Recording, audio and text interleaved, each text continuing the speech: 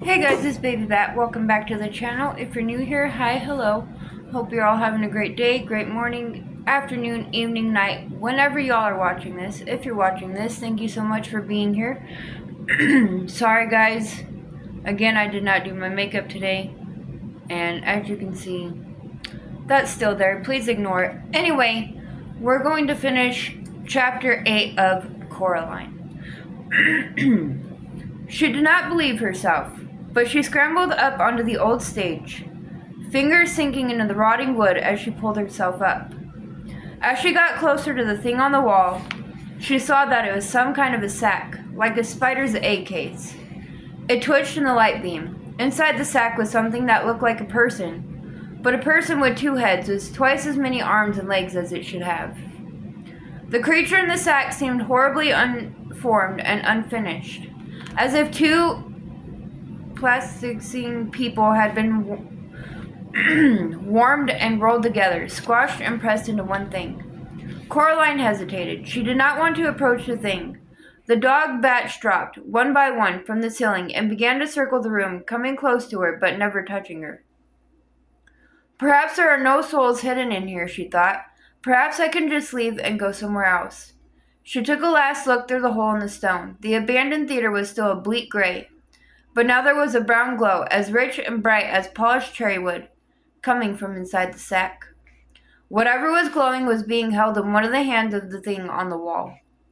Coraline walked slowly across the damp stage, trying to make as little noise as she could, afraid that, if she disturbed the thing in the sack, it would open its eyes and see her, and then...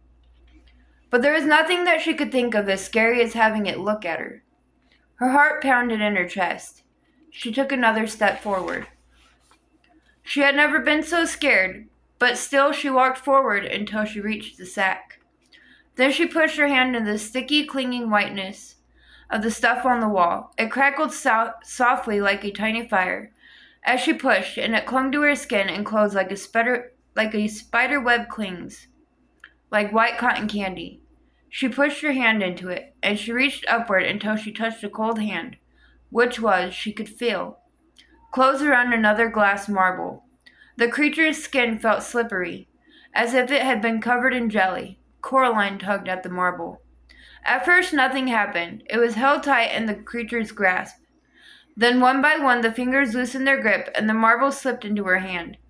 She pulled her arm back through the sticky webbing, relieved that the thing's eyes had not opened. She shone the light on its faces. They resembled, she decided, the younger versions of Miss Spink and Miss Forcible, but twisted and squeezed together like two lumps of wax that had melted and melded together into one ghastly thing. Without warning, one of the creature's hands made a grab for Coraline's arm. Its fingernails scraped her skin, but it was too slippery to grip, and Coraline pulled away successfully. And then the eyes opened, 4 black buttons glinting and staring down at her, and 2 voices that sounded like no voice that Coraline had ever heard began to speak to her. One of them wailed and whispered. The other buzzed like a fat and angry blue bottle at a window pane. But the voices said as one person, "Thief! Give it back! Stop! Thief!" The air became alive with dog bats. Coraline began to back away. She realized then that, terrifying though the thing on the wall that had once been the other Mrs. Spink and Forcible was, it was attached to the wall by its web, encased in its cocoon. It could not follow her. The dog bats flapped and fluttered about her, but they did nothing to hurt Coraline. She climbed down from the stage, shone the flashlight about the old theater looking for the way out. "Flee, miss," wailed the girl's voice in her head. "Flee now.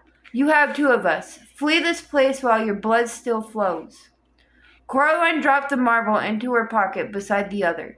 She spotted the door, ran to it, and pulled on it until it opened. And that is the end of chapter 8. I hope you all enjoyed this video. If you did, please give it a thumbs up. Subscribe if you have not already.